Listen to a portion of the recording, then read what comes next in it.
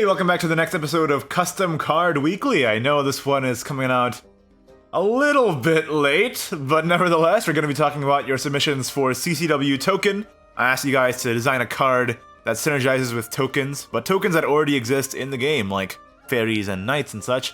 Let's see what you came up with. First up here, we have Undead Calvary by Asadekai. Shadowcraft Gold spell. 4 play point. Choose, summon a Bone Cavalier or a Spellplate Cavalier. Repeat once for enhance 6. And give all allied followers +1 defense and rush on enhance 9.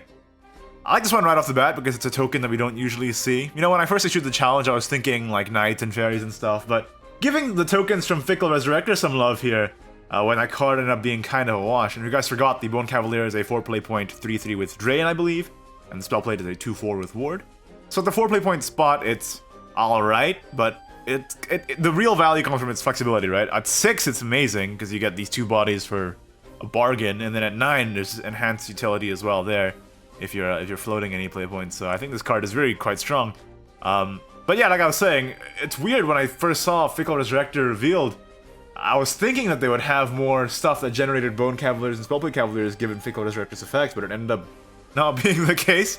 So I like this card in that it sort of fills that gap that I feel like should have been filled when the Resurrector was shown in the first place. So it's cool. And plus the card art for these guys is pretty neat. And you know, props on doing this Photoshop work on merging the 2 art here. Here's one by Josh PLW. Knights, the curse will now be lifted. It's finally time for our endeavor. Myrna, Crown of the Princess. It's a Swordcraft commander, 1 play point 1/2 gold. Well, it's a 1 play point 1/2 in rotation, so that's already pretty good. If there are fewer allied followers than enemy followers in play, summon a knight. Alright? And drain on evolve with full stats. And all allied knights can't be damaged until the end of your opponent's turn. Wow! That's very powerful. I will say though, props on perfect formatting, capitalization, bolding, and English.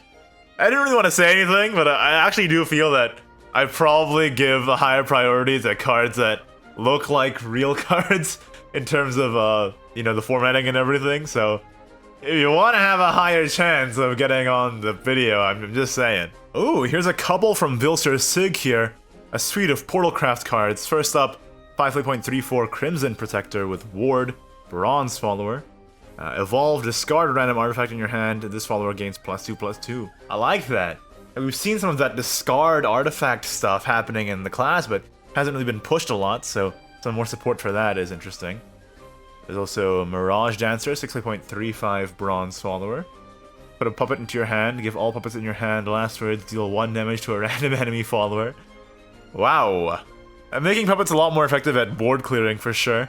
I'm not sure if puppets needs help right now to be even more effective than it is, but that's neither here nor there. And Otherworld Fury, a bronze spell here. 1 play point, discard an artifact in your hand, deal damage to a random enemy follower equal to the artifact's cost. Draw a card. Interesting. I really like the fact that you're really pushing this discard artifact stuff. Yeah, that is a design direction that seems like hasn't been fully explored yet in the real game, right? So it's definitely a direction that you can take for Artifact Portalcraft to explore new card designs for sure. Here's an extremely interesting submission from Husco Games here. I don't think I'm gonna read it all out. That's a lot of text, and I'm lazy. But essentially what it does is that it changes skeletons from being something on board into just a tool for recurrent reanimate activations. So you would sacrifice them from your hand, burial rite them, and then reanimate something for twice the number of skeletons destroyed.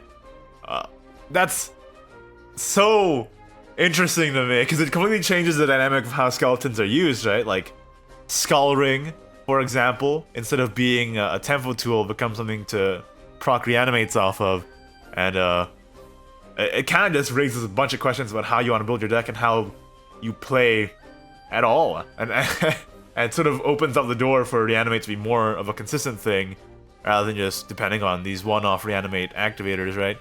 But you have to build your deck in a really different way for that to occur, so it's just so different that I can't help but be impressed. Here's one from Shining Bellringer Angel. I mean, it is CCW token. I see that Notice Me Daddy, yeah, nice. I get that it was CCW token, and I asked you to interact with tokens that exist. I guess you hedged your bets and made a card that interacts with every token that exists instead. I appreciate your moxie. Oh, and there's a sequel for ones that are just Shadowcraft tokens only.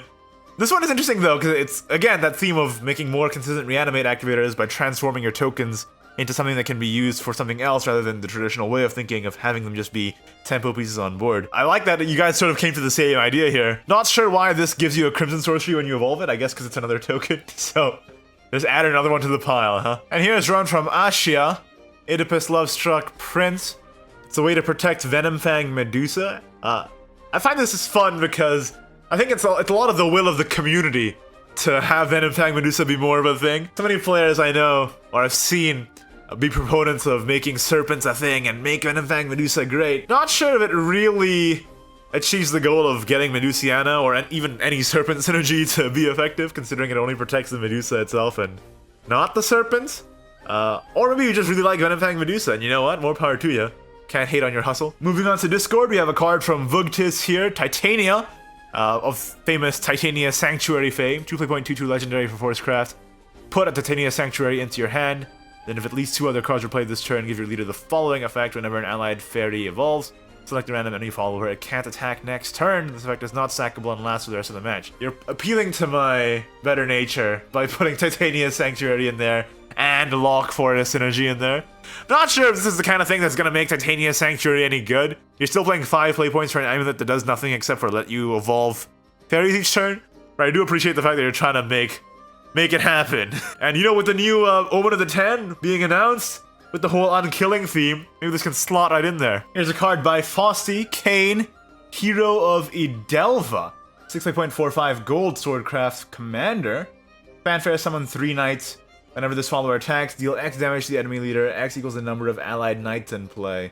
Evolve, give all allied knights +0/+1 and rush. Wow, that is incredible. That's an extremely good card.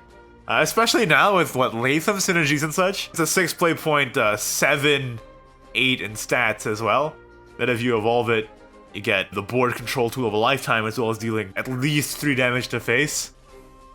Yeah, seems pretty good. This one comes from Trist, Fairy Oracle, Inori, 7 play point 4/4, Forcecraft Legendary. Give your leader the following effect whenever you play a fairy, deal 1 damage to a random enemy.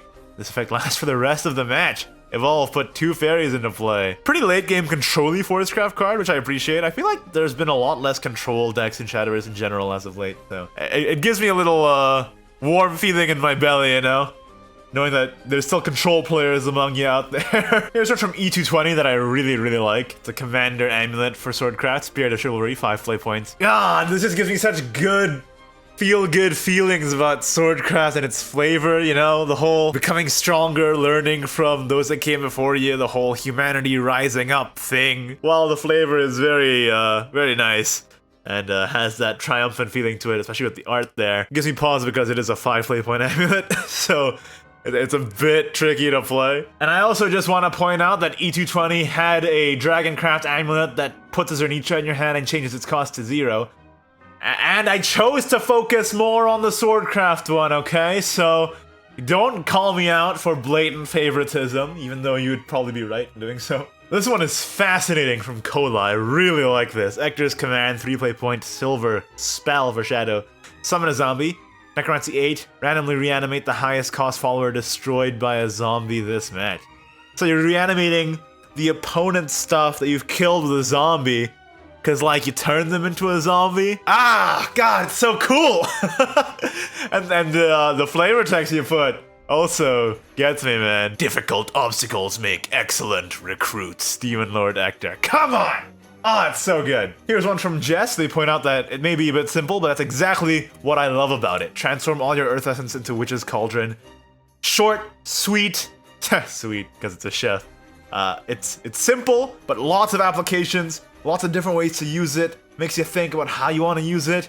I think these kinds of cards are exactly the kinds of cards that I love the most, because they're so elegant. Here's Ember Naga's very flavorful submission here, a summoner in training that summons different tokens depending on what class you're playing, and I just love this. It's so much fun. It's another one of these token soup submissions, kind of embracing the whole theme this week, but the fact that it changes based on what class you're playing is something that's completely new. And it's designs like this that make me wish that Shadowverse had a lot more memey and out there fun type cards that are just there for pure enjoyment, because this one just makes me really happy. Here's Cinder with Alincia. I love the fact that this is a card that revolves around Summon Pegasus of all things. You know, the creativity of using tokens that nobody basically ever plays and trying to make it work is something that I really enjoy. That's for sure. Here's Vancha's version of Poseidon before the actual Poseidon was revealed, which is pretty much just making me think about how long it took me to make this video, but let's move on from that. And I think I actually like this version of Poseidon more than the actual one, because it's synergy with the whole non-follower Lindworm thing, and it's synergy with Mega Lorca, cute little whales that have Storm and can go face. So all in all, I think the design of this one's a lot more fun, not just me personally. Here's Ixalea's Ghostly Alchemist. This is hella Arcus synergy, and it's also Shadow Reaper, and it terrifies me. I don't know if we want to be giving Arcus Shadowcrafts any more tools, I'm not gonna lie. Hold up, E220 submitted another card that's straight up just a tank. Man, I know that Portalcraft is supposed to be the whole sci-fi class and everything with advanced technology, but this is a bit much. Oh, damn, dude. And seriously, shout out to E220 for designing so many cards for this thing. There's Kappa here with a card that synergizes with Fire Drake Whelps and gives them even more utility to help clear the board up. Absolutely lovely. Love it, love it. Not just saying that as a Dragoncraft main. And finally, we have Nobi here with Bird Riding Merchant. Havencraft 3.23 Evolve. Summon a Time Owl. I mean, Kalo said it better than I can. Lovely and simple. I have to agree. And the art is so comfy too, isn't it? And there you have it, another episode of CCW in the bag. Good job, me. It only took me, what, nearly 2 months? Regardless, you're here at the end of the video and you know what that means. It's time for the challenge for next week. And this time around, I want you guys to submit a card that is a tribal Goblin card. That is, it synergizes with cards that have Goblin in the name, or it's a card that is a Goblin, stuff like that. So an example of this would be like, say, Fortune Hunter Fina, but you could go even more specifically tribal, like, you know, give an allied Goblin a buff or something like that. The world's your oyster. Again, submit to me on Twitter using hashtag CCWGoblin. This time around, I don't think I'm going to be taking submissions from Discord, and I'm sorry about that, but the Discord search function gives me an aneurysm when I try to use it for the CCW. So I'm gonna try just doing Twitter submissions this time around. Sorry for the inconvenience, but I do appreciate you going along with it, at least for this week, and we'll see where we go from there. And let me know in the comments down below what you wanna see for future CCWs. Like, what are your ideas for future theme challenges? Alright, that's it for this video. Like it if you did, don't if you didn't. Subscribe for more Shadowverse content in the very near future. Thank you to my wonderful patrons, patreon.com/Ignideus. If you'd like to support the channel as well, I'd highly appreciate it. Thank you so much for watching, and I'll see you next time. Bye-bye.